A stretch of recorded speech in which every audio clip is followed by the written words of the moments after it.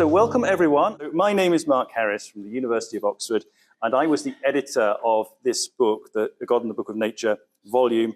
And I will introduce everyone else in a moment. Thank you so much for coming. But I do want to say some other words of thanks and also give a very brief introduction to the project. So first of all, thank you so much to the ISSR for hosting this book panel, to Ron and Josh for their work in organizing this with me. And I also want to thank our publisher, Routledge, and to flag up the Routledge Science and Religion Monograph series to you. I am one of the editors, together with Michael Burdett, who's in the University of Nottingham. You hopefully have noticed that we are publishing a lot of volumes at the moment. It's going absolutely tremendously. So pleased with it. And I'd love even more people to publish with us. So if you're thinking you might like to publish with the leading science and religion series in the world, Michael and I will be very happy to hear from you, so please get in touch.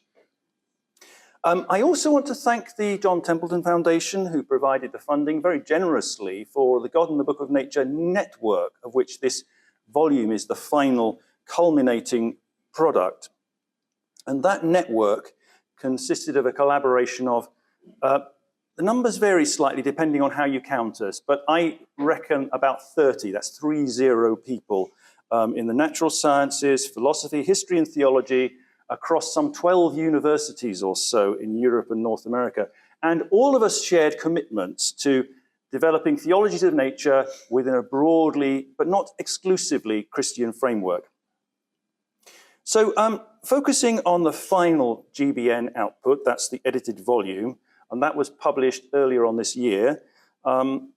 Now, those of you who were at AAR between 2019 and 2022, which was when the network was really in full flow, you might remember that we organized some sessions. They were What is Nature?, Divine Action and Theology of Nature, and The Mindfulness of Nature. So now the book is focused on this subtitle of Experiments in Theology of Science. And if you open up the book, you'll see the chapters are organized around 4 themes, which are method and metaphor, metaphysics and the theology of nature, eco-theology and nature, and naturalisms and nature. And we have panelists who are going to be talking about material from each of those 4 sections. Well, let me try to give you a sense of the whole, which is always quite tricky with an edited volume with a lot of diversity in it. So I think, or at least my reading of it anyway, is the central theme comes through the subtitle, Experiments in Theology of Science. And the reason that we chose, or I particularly wanted this subtitle, was to reflect the fact, and again it's going back to AAR over the last 3 or 4 years, I suppose, the science and religion field has been going through some pretty seismic shifts about how we understand ourselves lately and what we call ourselves.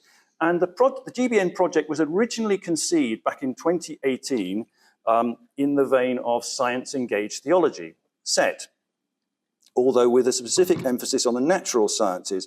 Well, we found once we got going as a project that SET terminology didn't really serve us quite as well as our sister projects that were more ready, I think, to use the SET terminology and methodology. It's possible that our intent on focusing on nature and natural sciences changed the picture for us a bit. But at any rate, we decided that we wouldn't use the science-engaged theology so heavily for ourselves. What do we do instead? Well, I started thinking about the title of Theology of Science as a possible alternative identifier, sort of pushed it out as an experiment in a way. So that is something, I believe that one of the panelists is going to talk a little bit about that. One of the advantages of using the Theology of Science handle was that it does tend to capture more of our members than just straightforward science-engaged theology, because we had natural scientists, philosophers, historians, social scientists, and Theology of Science was doing a slightly better job at trying to capture everyone rather than science-engaged theology. But I do recognize that there are other ways of construing this volume, and in the introduction, I discuss what it means to read the Book of Nature.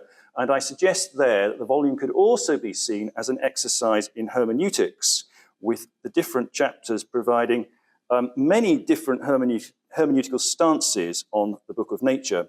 And what I try and explain there is that the volume sees nature as a compendium of sacramentally infused texts and signs and symbols, all of which demand to be interpreted. And one advantage to taking a hermeneutical approach to the Book of Nature is it means that the natural sciences sit alongside theological readings and other kinds of readings too, aesthetic, moral, and so on, without privileging any of them. So I thought that was quite a useful advantage in taking a hermeneutical angle. There's no sense of hierarchy or preference among the different readings. There are just many of them. It also points out, I suppose, focusing on hermeneutics, it means that reading the Book of Nature is an ongoing and provisional exercise. Opens up the possibility for returning to these texts, rereading them, reinterpreting them, and so on. So I found that it was quite a useful way of thinking about what the volume was doing, looking at nature no longer as some bounded metaphysical entity, but a wealth of narratives and images. Well, so that's my very brief introduction to the volume.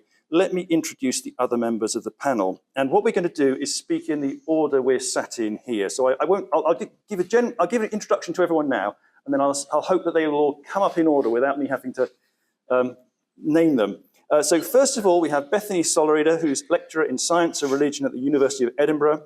Bethany is well known for her theological appraisals of evolutionary theodicy and climate change, and she's recently been adding psychological training to her formidable set of skills. Thank you, Bethany, for coming. Matt Elliott is associate professor in theological studies at St. Louis University, and similarly, Matt has interests in eco-theology, although he brings interests in continental philosophy, political theology, and colonial criticism to bear. Thank you, Matt. Fred Simmons has a wide array of credentials in historical theology and philosophical theology from a number of leading institutions, so I'll just mention a few of them. Princeton Theological Seminary, Boston University, now the University of Cambridge in the UK, and thank you, Fred. Pete Jordan wasn't actually a member of the GBN team at the time, although he did co-author one of the contributions, and Pete is a close colleague of mine in Oxford. He's research director of the Ian Ramsay Centre in Oxford. And Pete is a historian of science with a background in STEM as well. And he's recently been completing an historical study of the Templeton philanthropies. Thank you, Pete. Now, all of those people so far contributed to the volume, and now for two who've kindly agreed to provide external perspectives. So first, Vicky Lorimer is Research Fellow at the University of Notre Dame in Australia. Before that, she was Lecturer in Systematic Theology at Trinity College, Queensland. Vicky has a doctorate in Science and Theology from Oxford, and also an academic background in genetics and biochemistry.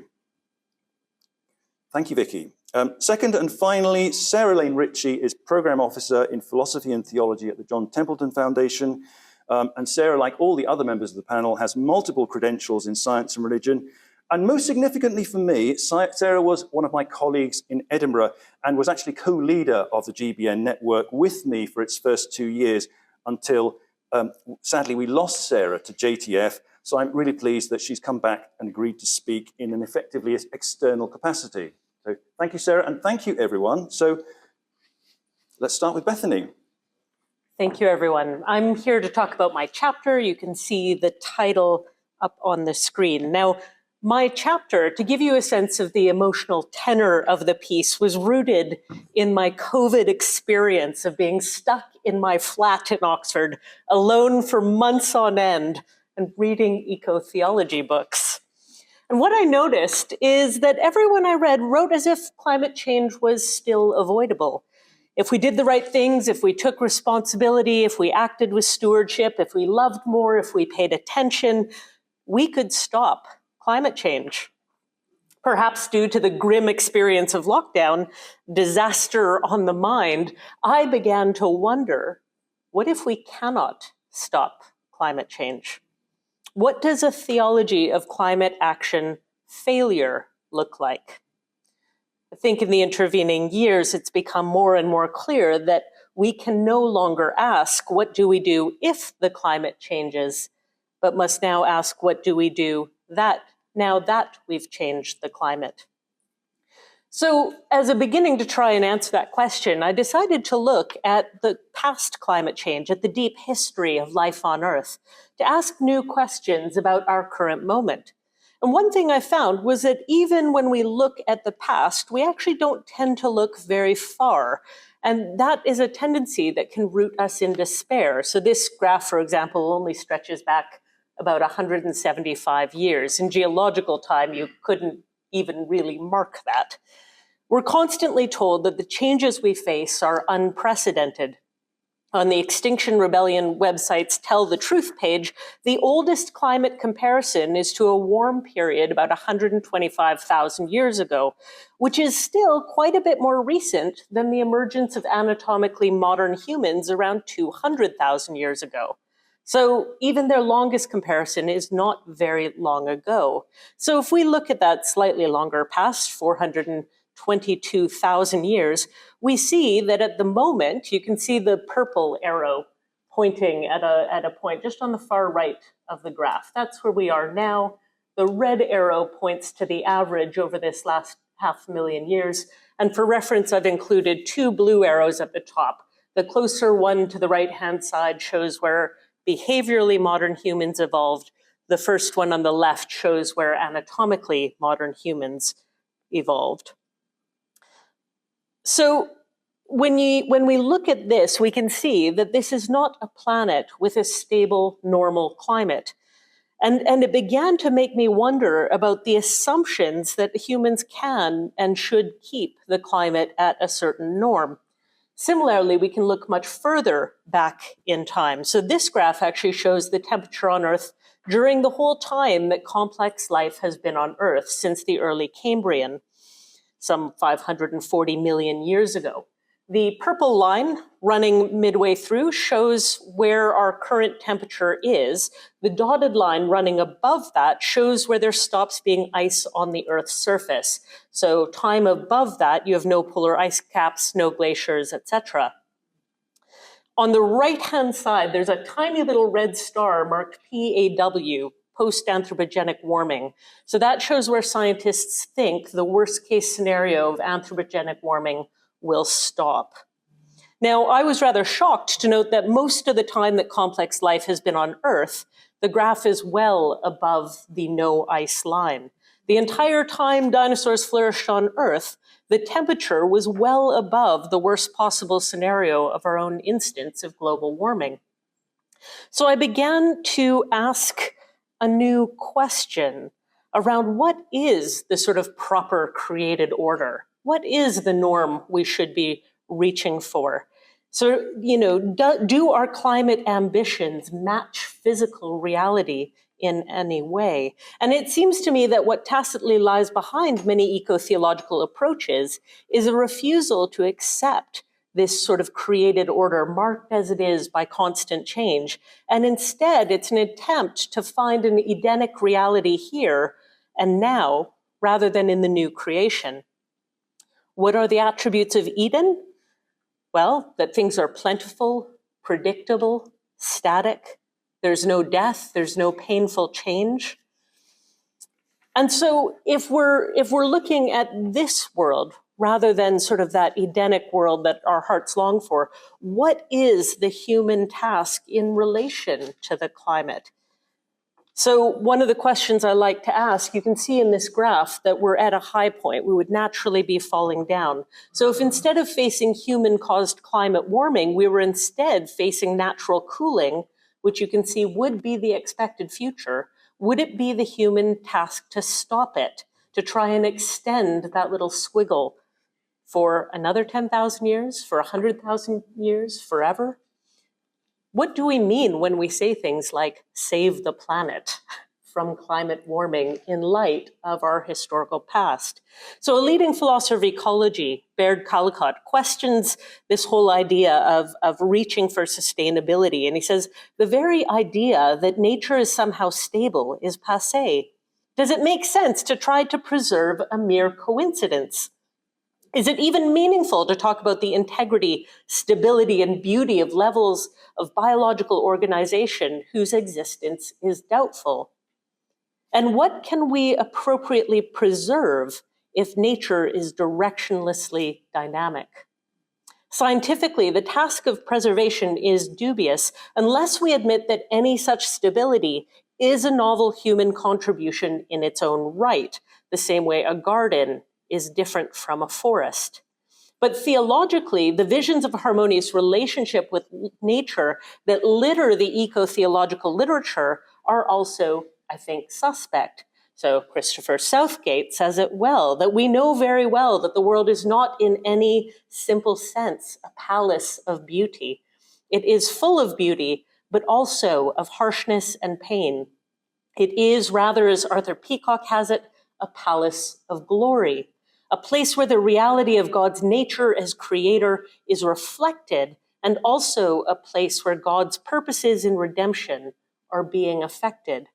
We can see God in the beautiful and orderly, but if we miss God in the uncontrollable, the sheer otherness of creation, in the whirlwinds of creation, then we miss the full picture. So all things bright and beautiful are rightly celebrated, but the grim and ugly are often avoided or ignored by eco-theologians or by others, unless it's anthropogenic. So instead, eco-theologians draw upon these ideas of the cosmic order or the natural law of creation, which in turn biases us towards certain kinds of goods, particularly those I've called Edenic. So what if we instead turn into climate change instead of away from it? My larger project explores this at greater length, but I'm going to give only one example here, that of novel ecosystems. Human action on natural landscapes, whether through agricultural work, species introduction, or industrial extraction or development, is often seen as something that compromises the integrity of the natural state. It moved it from an ecological system that was some sort of historical norm into a hybrid system.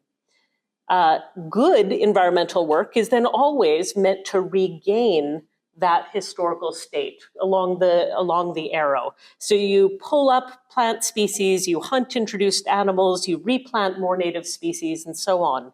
You do everything you can to get back to that ideal state of nature. Turning into change would be to pursue novel ecologies instead of historical ecologies.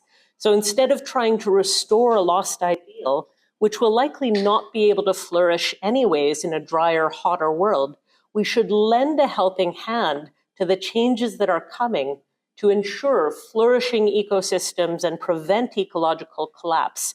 And that might include actions such as intentionally introducing species, a sort of ecological organ transplant, if you will. So climate change absolutely does mean dramatic and damaging change, but it doesn't mean that everything will get worse everywhere. The Arabian Peninsula, known for its lifeless and inaccessible deserts, is now turning green, with vast swaths of the desert covered with vegetation. The inhospitable Canadian tundra, which I grew up very near to, is now growing more and more plants due to increased moisture and warmth. The end of the hope to stop climate change does not mean the end of hope, but simply a move to radical hope, the hope that grows in the ashes of our previous hopes. So from the perspective of a radical hope, a theology of inevitable climate change can begin to be worked out. And so you can read some of the ways I've been developing these thoughts into a larger interdisciplinary project. You could think about the political change focused on systemic change rather than locating the hope of change in personal virtuous decisions, for example. Eschatologically, you can think about how the story of God and creation will go on long after humans have gone extinct or evolved into some other form. So there's a lot more to say, but for now, I hope I've given a taste of how looking at the book of nature, that long history of climate change, challenges a number of our assumptions about what we should be aiming for and what ethical considerations could look like in this time of ecological crisis. Thank you. So I want to do three things here in my presentation. So I want to first situate the nature of my interest in science-engaged theological studies, the sort of specific angle that I bring to this conversation as someone who didn't really originate in this world, but has come to be pretty invested in it. And then second, I'm going to give a little bit of a hint into my chapter. I won't do too much summarizing of it, but just a little window into it. And then third, I will raise a few implications for the agenda of SET moving forward. So in the field of Christian theology, my own home discipline, recent years have witnessed a rapidly expanding body of work on colonialism, race, and slavery. And by this, I don't just mean thinking theologically about the issues these histories pose to us today, nor just exploring how we might apply various theological concepts and addressing them, but rather in a deeper interrogation of theology's own role in producing such histories in the first place. And interestingly, a parallel movement is discernible among the social and natural sciences as well, both among some working scientists, and especially in the fields of history of science, science and technology studies, and to a lesser but real extent, philosophy of science. There's a growing reckoning with how the sciences themselves, their institutions, their astonishing capacities for prediction and control, their alignment with powerful state and market forces, both fueled and were fueled by imperial and colonial projects of extraction, enslaving, and subjugation across the face of the earth. In the roughly 6 decades of the science and religion area of study, and I follow Mark in roughly marking this to Ian Barber's famous 1966 lectures, it's perhaps somewhat noteworthy that the most common place where notions of imperialism or political domination appear tend to be in metaphorically conceptualizing the relation between Western science and Western religion, where scientism is often described as a kind of imperialism, or theology is debated as the queen of the sciences, while relatively little attention has been paid to the way that both of these have often worked hand in hand in the very much non-metaphorical global endeavors of European colonialism. So this is perhaps an alternate way to make the now familiar point. An essential conflict between the two is a myth. The good news is that there is now increasing attention to these histories in the science and religion world. So Myrna Perez Sheldon, Ahmed Raghib, and Terence Keel co-edited a wonderful collection of essays titled Critical Approaches to Science and Religion that includes significant engagement with these histories. John Perry and Joanna Leidenhag's 2023 Cambridge Elements volume makes several important references to the entanglements of race and gender and colonial histories throughout. And in Leidenhag's recent entry on SET in the St. Andrew's Encyclopedia of Theology, she devotes an extended subsection to these matters, citing work by Robin Bore, Lukanzi Kamwendo, and some guy named Matthew Elia. I'm not sure if I'm pronouncing the name right. I'm like Mark, I have jokes from time to time. So my interest in SET, at their most capacious, consists in trying to develop a a science-engaged theological ethic that is responsive to, though not over-determined by, these colonial histories, especially by placing SET in conversation with intellectual traditions arising from the underside of modernity, particularly for me, Black and Indigenous studies as conversation partners. So in other words, I'm interested in what it would mean to develop something like an anti-colonial science-engaged theology. So, second part of my brief talk. In the chapter I contributed to this edited volume, I take up this concept of solidarity, a keyword of solidarity, which we tend to hear in so many different contexts. One of my colleagues once called it a yay raw word. I think that was you. I don't know if you remember that. But so solidarity gets bandied about constantly. So I'm taking the history of this concept of solidarity as a window into these concerns. And part of how I set this up in the chapter is through the following historical vignette. In the year 1900, the Exposition Universelle drew 50 million visitors to the streets of Paris, a global showcase by which Europe's soaring scientific and technological achievements would inaugurate the 20th century and the forward march of civilization. It was the largest World's Fair ever at that point. And in his opening address, France's Minister of Trade greeted the surging crowd with these words, quote, "Science reveals to us society's material and ethical secret, which may be summarized in one word, solidarity," end quote. So contained in that word for the French Minister of Trade and the French political tradition that he represents is nothing less than a secret by which scientific knowledge reveals modern industrial societies, a way to harmonize their prosperity and their morality inside of a seamless ethical and scientific vision. But the fact that the address took place on Easter Sunday reminds us that the concept of solidarity provides a suggestive window in which we might glimpse an encounter between scientific and theological ways of knowing. So like the exposition itself in the broader project, I sort of historicize how at this moment both theological discourses and scientific discourses are coming together in order to generate this new framework of solidarity. But then I go on to complicate this picture. Not far from the stage where the French Minister of Trade was getting the crowd riled up with this message of solidarity, tourists were busy exploring one of the fair's most popular exhibits. It was called Living in Madagascar. It was a display of colonized people, mostly nude or semi-nude, staged in natural settings that were meant to emphasize the supposed racial and cultural differences between Western European nations and the rest of the world, placing non-European people in a visual continuum between apes and those of European descent. The exhibit was part of an emerging European tradition of so-called human zoos. And these comprised a spatial technology for underscoring the contrast between native culture and modern science, juxtaposing the animalistic savage and the civilized human.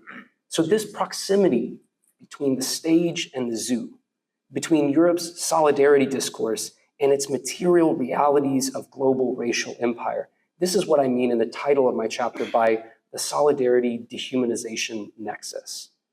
So in the chapter, then I go forward to show how this presents certain methodological barriers to a science-engaged theological ethic. And it especially, I'm not going to summarize this here, but I especially highlight the way that attempts to turn to the social sciences, the natural sciences, for resources about how human beings can practice cooperation, altruism, solidarity, and the like, often depend on a highly selective reading of the sciences, which show the capacity we have for dehumanization as well. And I'm suggesting that the colonial histories that we remain inside of press us to really consider a less selective engagement with that scientific work. So here in the third part and in closing, I'll turn just to briefly raise three potential implications of my argument for science-engaged theology, or potentially, and I'm thinking more about this recently, theology of science, of which framework better captures these questions. So first, I hope the way that I've brought Set into contact with colonialism shows that in attending carefully to method, not in the abstract, but in response to a particular problem, Set winds up with more than merely a clearer method, important as that is in its own right. That is, in the case of my chapter, I wind up not simply with a more epistemically warranted path to arrive at the same destination, but rather with a conception of solidarity that's substantively different than it otherwise would have been. So I think this underscores Perry and Leidenhag's point that by eschewing the grand methodological debates that occupied science and religion for so long, it's not that we obviate the need for method, but on the contrary, we demonstrate that, and here I'm quoting them, method and content always go hand in hand. So second, in this way, my argument also underscores, even as it expands Perry and Leidenhag's focus on what they call entangled concepts. And here again, I'm quoting them, words whose meanings derive from multiple fields of inquiry in ways that cannot be fully understood without considering all of these disciplinary approaches. So I propose that solidarity comprises just such a concept as an entangled concept like this, but I've also tried to press further, arguing that both of these fields, the scientific and theological discourses of solidarity, must be further interrogated by what I am calling conceptual entanglement from below. That is, from the often erased and disavowed histories of colonial devastation in which both theological and scientific modernities are and remain implicated. And so third and finally, I want to suggest that confronting this entanglement of concepts from below offers us the prospect of a science-engaged theology that is at once bolder and more modest. So more modest in that I propose a science-engaged theology should avoid becoming uppercase science-engaged theology, right? A distinction that I'm reappropriating from Richard Rorty's way of distinguishing capital P philosophy from lowercase philosophy. The former, the uppercase, names the, quote, the impossible attempt to step outside of our skins, to try to step outside of our traditions and histories inside which we do our thinking and self-criticism. While the latter, a lowercase version of these, acknowledges the finitude of one's time and place, the contingencies of one's life. And I'm suggesting humility, which is also an important concept in Mark's chapter in the book. Humility comes with acknowledging that a key element of this contingent history is not just a general contingency, but this specific proximity between the stage and the zoo, right? The proximity of our best moral insights to these very histories that we draw upon in order to overcome them. And so I'm suggesting that this would be a science-engaged theology that can face its entanglements from below. And in this way, it would be bolder too, right? It would also be that this would be how we become ready to come alongside of and be in conversation with particular and urgent struggles for justice, for liberation, and in a project which science and theology hasn't been fully interested in yet, so that we might then render a vision of solidarity beyond European universalism, one that is, to quote Amy Césaire, the Caribbean poet, made to the measure of the world. Thanks. My paper is entitled Augustine, the Book of Nature, and the Importance of History. When considering the notion of the Book of Nature, particularly in a Christian context, Augustine is a fitting place to start. After all, he described the natural world as the book of nature to convey his conviction that it is a second source of revelation that complements the book of Scripture. Nevertheless, the tradition that bears his name, particularly in its Protestant form, has struggled with that notion. Throughout its first 3 centuries, Protestantism narrowly limited the book of nature's significance, as leading figures like Martin Luther, John Calvin, and John Wesley claimed that sin had so thoroughly distorted the non-human world that empirical knowledge of that world was no longer revelatory of God's creation.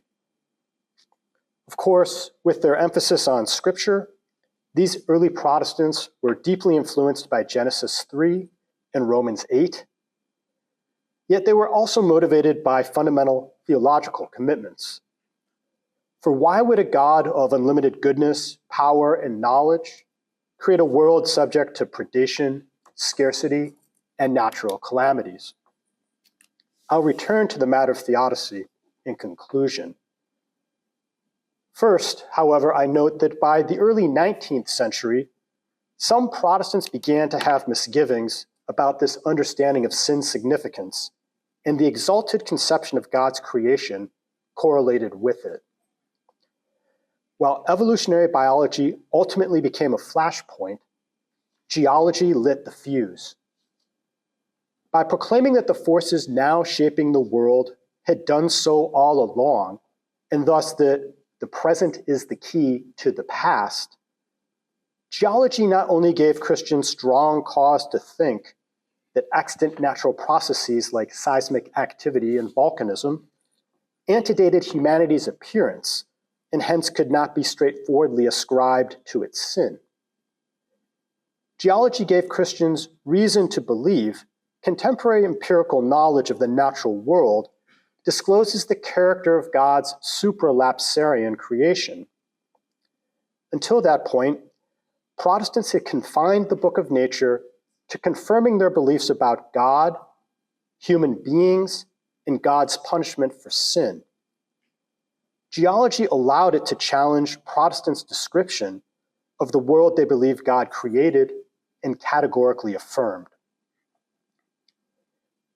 Given that challenge to prevailing Protestant descriptions of God's creation, some Protestants followed Schleiermacher and sought to forge alternatives to Augustine's account of salvation history.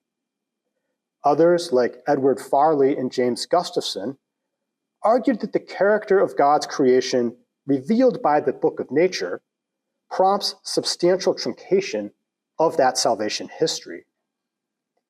Thus, while Protestants commonly denied that the book of nature revealed anything about the character of God's supralapsarian non-human creation over their movement's first 3 centuries, During its last 2 centuries, prominent Protestants have taken the book of nature to supplant, rather than to supplement, the book of Scripture. Either way, although Protestants have typically been Augustinian in other key respects, they have largely rejected Augustine's interpretation of the book of nature's significance. Of course, not all contemporary Protestants have agreed with these developments.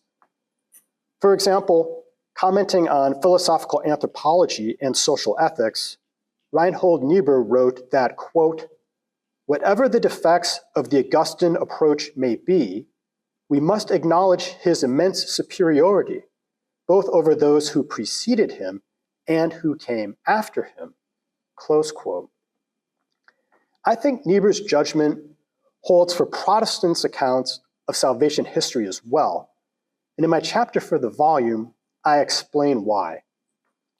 Very briefly, I believe the early Protestant characterizations of God's supralapsarian creation not only cohere uneasily with what geology and evolutionary biology have subsequently learned about the natural world, I believe they clash with Scripture as well, since the expulsion of Adam and Eve from Eden suggests that even if Genesis were understood literally, Eden is not representative of the basic character of God's supralapsarian creation. Instead, within Scripture, it is the wisdom literature that extensively describes God's supralapsarian creation. And that literature discloses not a garden, but a magnificent and wild world that is sustained through predation and rife with struggle, privation, and mortality. Accordingly, I believe that empirical and scriptural considerations alike give Christians cause to conclude that the book of nature reveals the character of God's creation, rather than its alteration by sin and divine punishment.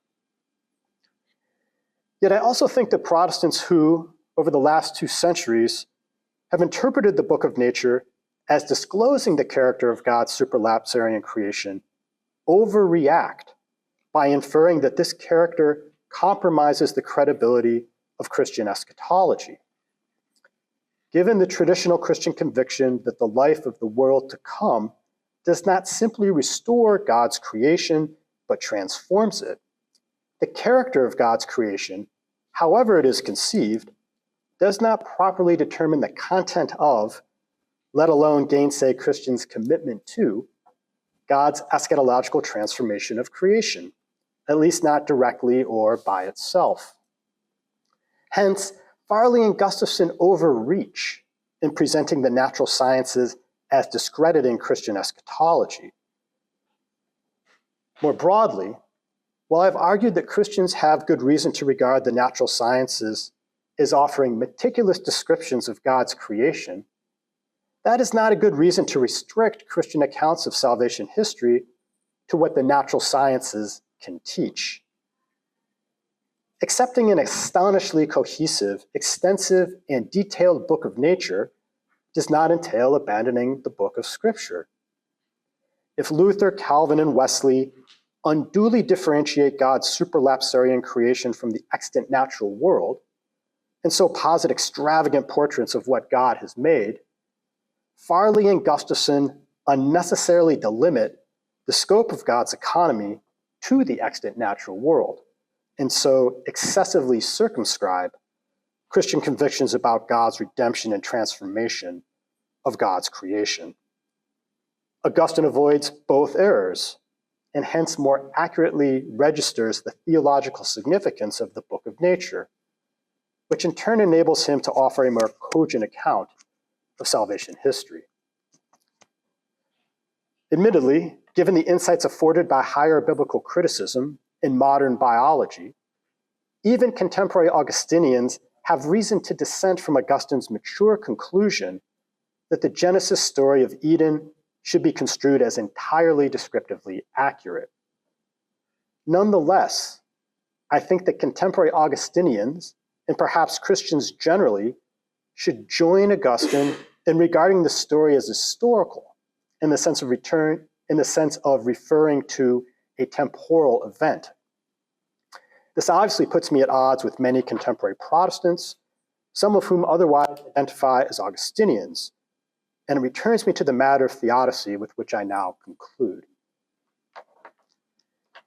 Even with the prodigious scientific advances since Augustine's death, the Book of Nature by itself does not disclose whether there ever was a time when human beings had original righteousness, and hence whether the fall into sin happened in time.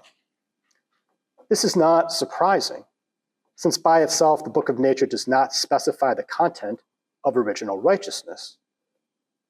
Moreover, because Christians agree that human beings have not had original righteousness for millennia, if human beings ever had it, this period would hardly be expected to have left a trace that is now empirically accessible.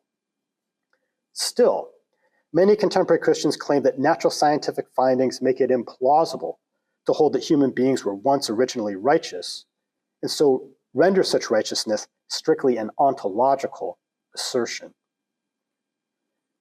I think contemporary doubts about human beings' historical possession of original righteousness often owe more to progressive views of history than natural scientific findings.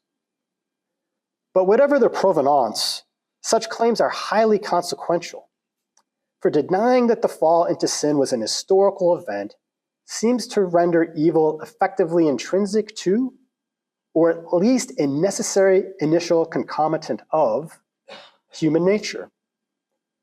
Either option casts salvation as redemption from creation itself, and so draws Christianity towards Manichaeanism, Docetism, Marcionism, and Gnosticism.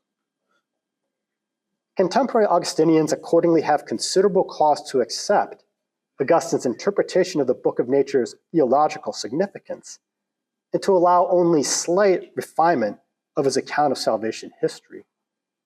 Thus, although Protestants have frequently departed from Augustine on one or the other of these scores, I contend that the Book of Nature continues to give them good reason to embrace a form of Augustinianism remarkably close to Augustine's own.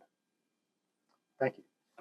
I come to this panel today, as Mark mentioned, as a co-author of a chapter, but not otherwise a participant of the God and the Book of Nature project. I think of myself as being in the book, but not necessarily of the book.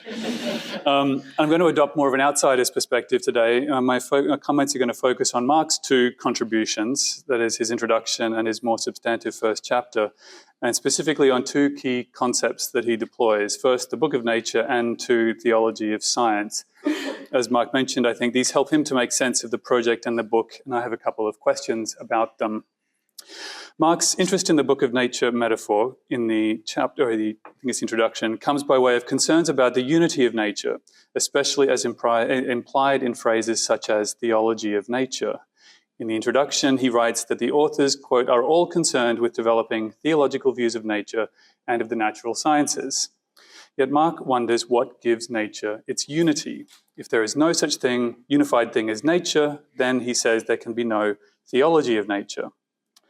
The unity nature needs to construct a theology of it can, in his view, be provided by the concept of the Book of Nature. That metaphor, he says, provides unity of vision and purpose and might point to a unified theology of nature. The unifying move, he writes, is the hermeneutical decision to interpret the physical cosmos as spirit-inspired text by analogy with a theological hermeneutic of scripture. Such a hermeneutical approach to God's Book of Nature, he goes on, sees nature as a myriad of sacramentally infused texts, signs, and symbols which demand to be interpreted. Nature's signs and symbols can be read, he says, in many ways. Some of these readings come to us in the guise of the theories and findings of the contemporary natural sciences. The different sciences, he says, should be treated as different hermeneutical approaches to the Book of Nature. My question about this is, does science actually read or interpret nature in a way that makes sense to speak of a Book of Nature? Asked slightly differently, can we have both modern science and a meaningful notion of a Book of Nature? These questions arise for me by way of Peter Harrison's work in The Bible, Protestantism, and the Rise of Natural Science. In the pre-modern era, Peter argues, natural objects acted as transcendental signs. They pointed beyond themselves and evoked a vertical dimension. The pre-modern Christian interpretation of those objects was bound up with the interpretation of Scripture in a single hermeneutical enterprise. To interpret a pelican in this scheme, for example, was to read it allegorically as an enduring symbol of Christ's atonement.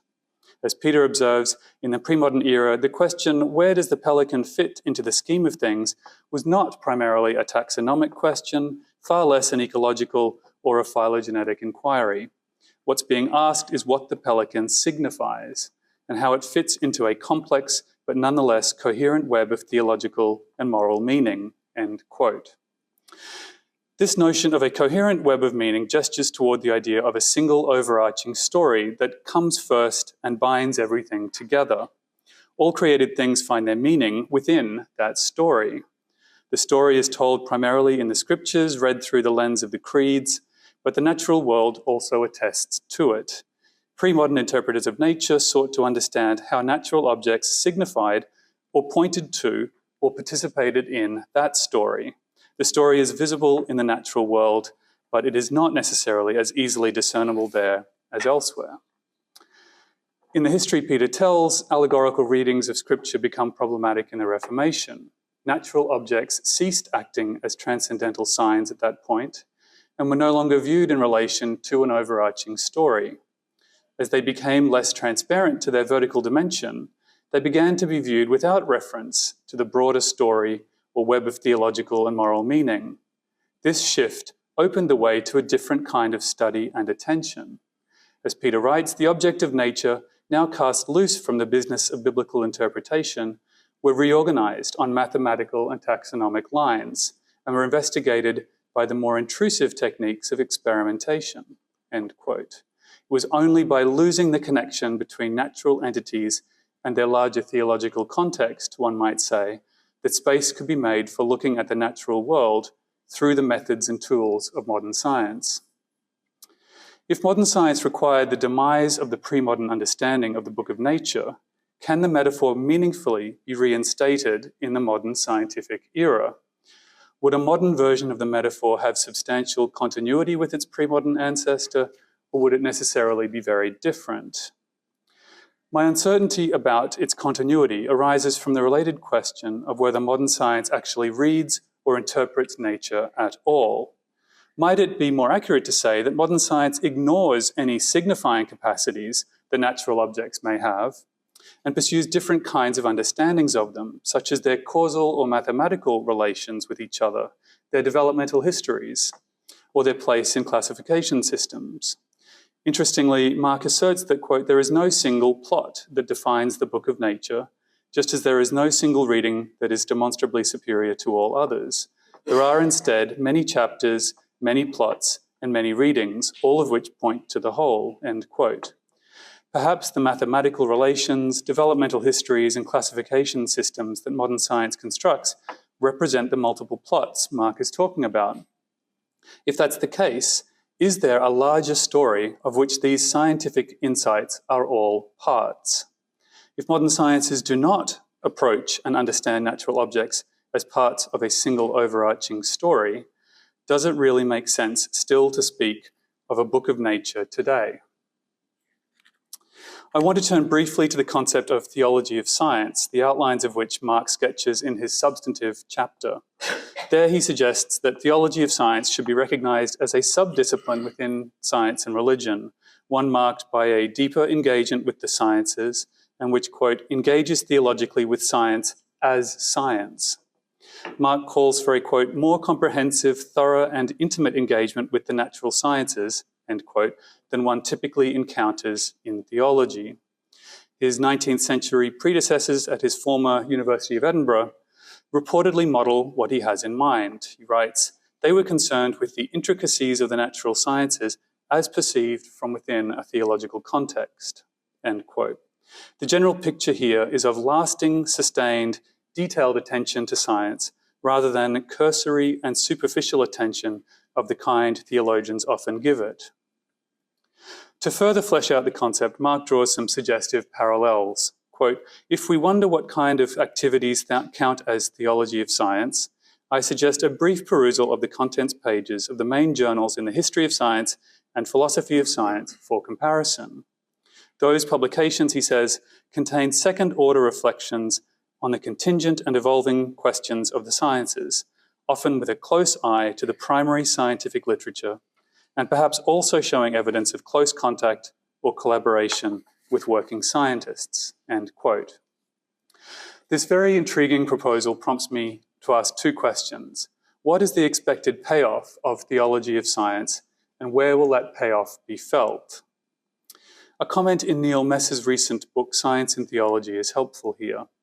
Messer is doing something quite different from theology of science. He is keen to understand how science is deployed within theology, such as one finds in much science-engaged theology in recent years. But he notes at one point that, quote, "framing the issue as science in theology signals the possibility that theological reflection on scientific views of the world could shape Christian worship and practice as well as Christian thinking," end quote. For Messer, that is, the payoff of science in theology is expected to be felt by Christian worship, practice, and theology.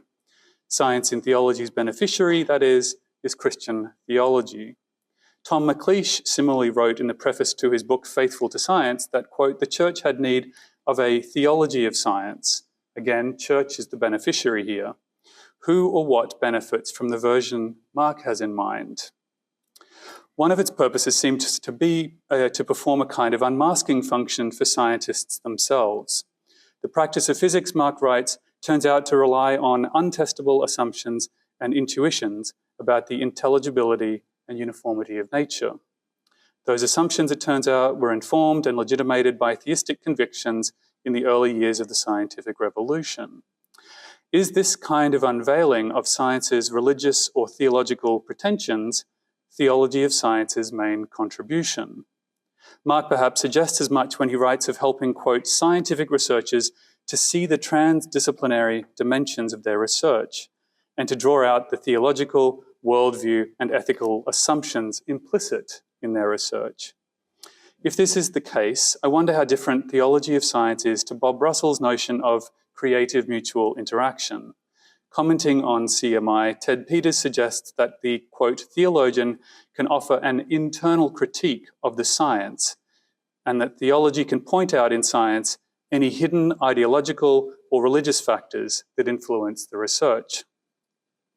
If this is roughly along the right track, I wonder how many theologians are likely to join Mark in identifying themselves as theologians of science, because many Christian theologians probably see Christian worship, practice, and thought, or the church, as the primary beneficiaries of their work. I wonder how many are going to want to give science the degree of attention Mark thinks it needs in order to do theology of science well, or will want to spend their time helping scientists uncover those ideological or religious factors that Peters talks about. As a still active scientist, I can completely understand why Mark might be motivated in this direction. But how many others will be happy to change their emphasis along his proposed lines? Only time will tell.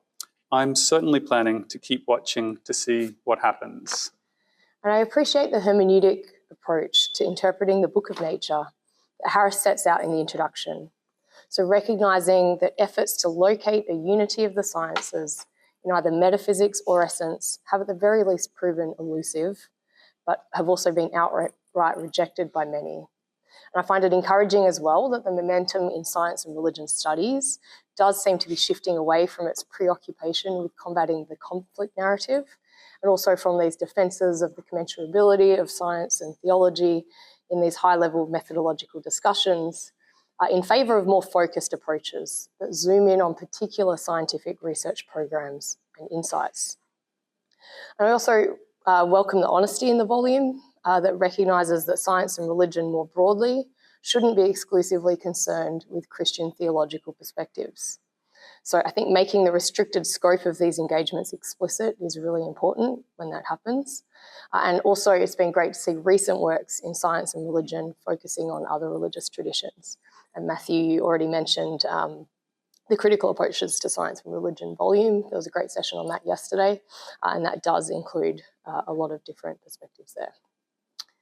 But in keeping with this call to move beyond discussions of disciplinary identity and project definitions, and also as one of the panel members today who didn't contribute to the volume, I'm going to devote the remainder of my time to engaging specifically with the content of one of the chapters as an exercise of science-engaged theology. And the chapter I've chosen is Megan Lumania-Ulishny's, titled Creaturely Agency in Evolution and Theology. And full disclosure, Megan's a friend of mine. She's not here actually. We have collaborated previously. But the real reason I've picked her chapter is because it's really the only one in the volume that treats a topic that I feel like I have any kind of expertise in.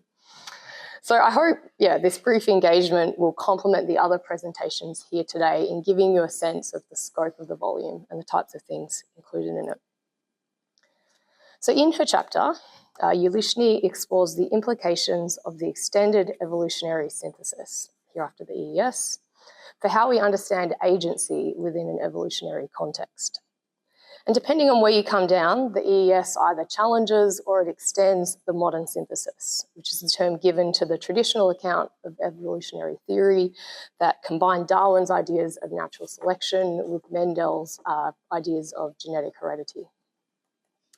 So some of the ways in which the EES diverges from the modern synthesis include incorporating multiple levels of selection, so acknowledging that selection happens at a group level, population level, not just at the level of individual genes, epigenetic inheritance mechanisms, the phenomena of phenotype plasticity and ideas of niche construction. So Ulishny in her chapter is focusing on how the EES and the modern synthesis diverge in terms of the implications for creaturely agency. Of the modern synthesis, she writes that it, quote, diminishes the importance of the role played by the agency of organisms in shaping the trajectories of evolutionary processes. And it presents a reductionist vision of organisms in the sense that it reduces them to their supposed smallest parts, as a way of providing scientific explanations about their traits and behaviours. End quote. So whereas the modern synthesis saw organisms as the products of selection, the EES recognises that they can also act as drivers of selection. As Ulishny puts it, the new emphases within EES bring organism agency back into the conversation for evolutionary biology. For Ulishny, the hospitality of the EES for creaturely agency sets the foundation for a greater engagement with theories of sexual selection. And this is a topic of much dispute even among evolutionary biologists today. So some have argued that it's really essentially just a subset of natural selection. Beauty and aesthetics are really just proxies for adaptive fitness, indicative of sort of good genes that then confer a survival advantage. But others, and Ulishny really comes down on this side of the debate, see the complexities at play in sexual selection and understand these to be instances in which we might discern real agency. The choices and the desires that are exerted in that domain actually shape evolutionary trajectories, and furthermore, Ulishny talks about how this idea, we can argue, is grounded in Darwin's own proposals. So this allows Ulishny to recognise the space that the EES creates for modest claims concerning creaturely agency without overcorrecting. And indeed, she identifies where some of the more radical advocates of non-adaptive sexual selection models do kind of accord too much weight to agency and abandon other selection pressures that might be operating as well. So Ulishny is measured in her own conclusions. She writes that organism agency is meaningful even as it is limited. We're not simply at the mercy of the various inheritances we receive from the entanglement of nature and culture from which we emerge. So it's a lesson in moderation. The dual inheritance theory, so that's nature and culture together, of evolution is both generative but also constraining. Insights from the EES certainly don't advocate for any particular ontological commitments, but the model is more conducive for the type of scholarship I think that's championed in this God and the Book of Nature project. Ulishny brings the insights from the EES and sexual selection models around creaturely agency into dialogue with Augustine's theological anthropology. And now we're in terrain that I won't pretend to possess any expertise on. But all of the groundwork that she does in tracing out the developments in evolutionary theory and the increasing accommodation of aesthetic elements as evolutionary drivers in the way that evolutionary biologists are kind of working and conceptualizing today, these lay the foundation for a fresh engagement with an Augustinian account of sin. So these recent moves in the scientific understanding of evolution are, Megan argues, surprisingly consonant with Augustine's centering of desire in the inexorable tendency of fallen humans towards sin that he was constantly wrestling with. So the entanglement of nature and culture in shaping the desires that we experience, Ulishny argues, provides insights into the mechanisms by which such inclinations are inherited that complement Augustine's intuitions as they expand and nuance them. So there are some aspects of this that I'd want to push back on, so not the Augustinian side, but on the scientific side, I'm not yet convinced that epigenetic mechanisms transmit somatic experiences between generations to quite the extent that we often find represented in contemporary interpretations of the research. And particularly, we see this come up a lot in applications around ideas of intergenerational trauma and kind of giving scientific language to that. None of Ulishny's claims hinge on a robust epigenetic inheritance, so they're not diminished in any way by that. I'm just arguing, I guess, generally that a greater degree of agnosticism in this area might better reflect the current status of scientific inquiry. So future studies might actually well support stronger claims, but really more investigation into direct epigenetic transmission is needed because we just don't have that data from what is happening in human subjects at this time. But this is really a pretty minor quibble. So Ulishny offers a careful reading of contemporary evolutionary theory that's sensitive to the history of the field and its ongoing influence on competing theories. And in doing so, I think she demonstrates how theologians can participate in the reading of the Book of Nature, so able to pass so-called scientific disputes against their underlying philosophical and ideological commitments, which might otherwise go unacknowledged. And also to update and to refine theological thinking in light of scientific developments. So I won't plug it too aggressively, but Ulishny has gone on to extend this engagement to the topic of play in both humans and non-humans in a recent collaborative project on biocultural evolution and theological anthropology. And Michael Vedette, Nathan Lyons, and myself all contributed to that project by looking at other domains of theological anthropology. So we looked at teleology, morality, and the imagination, respectively. And I want to close by thanking the editors and contributors to the volume for showing in such specific ways how working at the intersection of theological ideas and scientific investigation continues to be fruitful. So if there's time for discussion, I know there will be, I'd love to hear more about which particular scientific lines of inquiry or subdisciplines people are hoping to explore, whether that's unapologetically from explicitly theological vantage points, carrying on in that vein of honesty, or as part of a more capacious framing of religion. Thank you. My relationship with this volume, its authors, and its origins is deeply, deeply autobiographical. The book itself and the project from which it originates captures about 10 years of my life, including my early academic career, which means that reflecting on this project affords me quite the opportunity to exercise humility. Today, I just want to offer some of my reflections on what I've been thinking about as the preconditions for discovery, progress, and maybe even greatness and goodness in science and religion. So we talk often about progress in science and religion, too much actually. I've now lost count of how many future science and religion talks I've given over the years. It's easy, too easy actually, to dismiss as misguided or overly simplistic the moods and obsessions of past phases of science and religion. When we're being our best selves and adopting a charitable hermeneutic, we can read these phases, figures, and research trends as what they are: the efforts of individuals and communities to put words, methods, and programs to questions of ultimate concern. I think Mark Harris is correct when he writes that it is hard to escape the conclusion that in the practice of science and religion, that the practice of science and religion is really a kind of academic integration activity, a marriage between scholars with different interests and backgrounds in scientific, philosophical, theological, and historical areas, and it is also hard to escape the implicitly theological nature of that union. In this context, I'm going to understand that theological qualifier very broadly.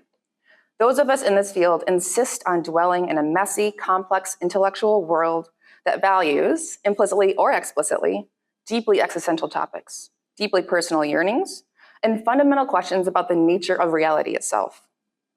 These are things that are often considered the domain of religious communities. What I don't want to say, though, is that science and religion assumes any particular religious commitment. Of course not. Rather, I want to echo Mark's words in this volume's introduction. A hermeneutical approach to the book of nature does not provide us with a metaphysical unity so much as an epistemological unity, or perhaps more appropriately, with a sacramental unity, since the unifying move is a hermeneutical reality that transcends the physical. I almost took out the transcends the physical part, but I decided not to quibble. And it admits that there are many possible sets of rules and many possible readings of the signs and symbols of nature. Every hermeneutic is negotiable. In his chapter, Mark rightly takes aim at my own early involvement with science-engaged theology. I had the perhaps unlucky honor of co-authoring the very first paper to use the term science-engaged theology, along with my then postdoc advisor, John Perry. The goal of science-engaged theology, at least for John and I, was to render tractable, deep but specific theological questions.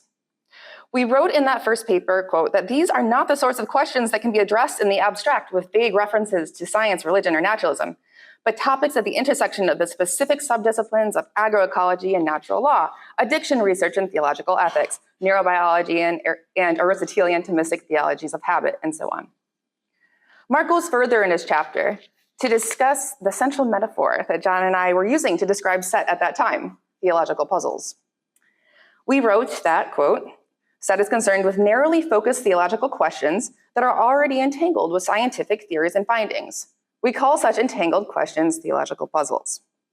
Now, I have to confess that I came up with this puzzle metaphor myself in Dundee, Scotland one afternoon over cocktails with John Perry shortly after he had a stroke. I have to say, I am so deeply ashamed of this. This is the worst contribution that I've ever put out into the world. I am so sorry. I was young. Please forgive me. I will never, ever speak again of puzzles. As you're probably aware, Mark and many others took issue with the triviality of the puzzle metaphor, rightly so, with the overly tidy approach that we advocated. There have been many excellent critiques of Set more broadly as well, many of which I agree with, and I won't belabor them here. But Set in puzzles is an example of what I mean when I say that the history of the field of science and religion is a history of human beings trying to get their arms around questions of ultimate concern. The puzzle metaphor had its merits. It gets at a sort of playfulness that the field could probably do with. And it certainly speaks of the desire to engage responsibly with the sciences. And I do think that science-engaged theology more broadly is a theological home within science and religion, home within a home. For those wanting to be honest and own their theological commitments. But it's certainly not everything. And I fear that in our efforts to render things tractable, we lost something important. So Mark writes in his introduction that, quote, a hermeneutical approach to God's book of nature cannot but see nature as a myriad of sacramentally infused texts, signs, and symbols, which demand to be interpreted. Many of those texts, signs, and symbols come to us in the guise of the theories and findings of the contemporary natural sciences, thus demanding to be interpreted and read in their own term. But others come to us in other guises, more at home in artistic, literary, and ethical discussions. I completely agree. Again, when we speak often about progress, but I don't think we pay enough attention to the preconditions for progress in science and religion. If Mark is correct that the book of nature's texts, signs, and symbols are to be read in the natural sciences as well as in artistic and literary and ethical discussions, then it would probably behoove us to think about the individual, disciplinary, and cultural characteristics, traits, even virtues that facilitate the nimbleness, the interdisciplinary sensitivity and openness that Mark alludes to here. It is deeply, deeply uncomfortable to do science and religion well, I think. It should be uncomfortable. One must be hard-nosed and rigorous, but also spiritually and existentially sensitive, almost vulnerable, with an eye for the sacramental, even if one does not subscribe to a traditional religious creed. I recently attended a very small workshop at McGill, with Charles Taylor, who at 93 years old has been influencing me before I even knew who he was. Most of you will be familiar with his classic text, A Secular Age, but this year he published Cosmic Connection, Poetry in the Age of Disenchantment. In this book, Taylor lays out an aesthetic vision and method for re-enchanting the world in pursuit of meaning. This workshop was sociologically fascinating. Those in attendance were not that interested actually in his actual arguments and the contents of Taylor's book. They were much, much more interested in who he is, who he has been, how he became a person who exudes kindness and curiosity and wisdom and spiritual sensitivity. Even while his career has been marked by rigorous method and passionate political engagement, he's run for office more times than I can count.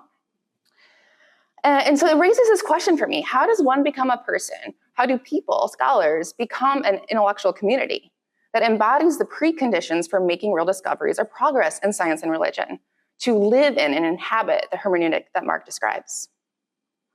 So it was affirming and very intriguing, actually, to hear Taylor describe with such joy his own creative obsessions and intellectual pursuits, even while noting that he sees St. John of the Cross as a kindred spirit. Taylor admits that to living always with a tinge of the dark night of the soul. He appreciates, of course, intellectual and academic excellence. We all do. But he's very clear that his world of philosophical discourse doesn't preclude him from appreciating the epistemological and intellectual value of aesthetic encounters. Taylor reminds me quite a lot of my undergraduate theater professor, who urged us students to steward the stirrings of the soul. These stirrings might come in the form of aesthetic encounters, religious practice, intellectual discourse, or from those moments described by Laurie Paul as transformative experiences: the birth of a child, a tragic loss, a personal encounter with a living saint.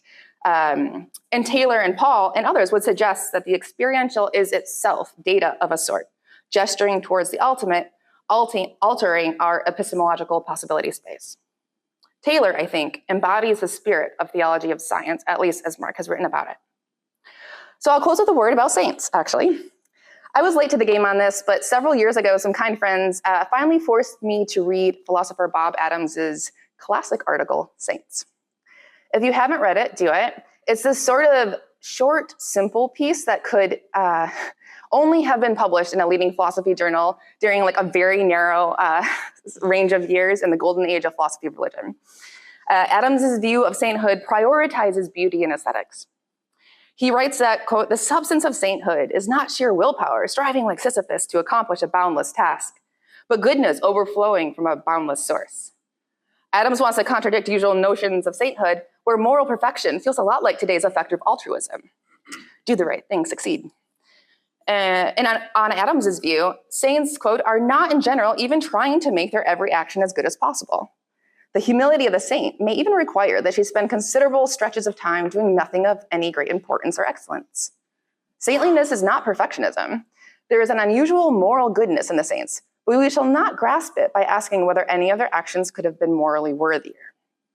And one of my favorite quotes from the piece reminds me of the way that Taylor discussed wrestling with his own dark night of the soul and the coexistence of despair and cosmic connectedness and insight and intuition through beauty.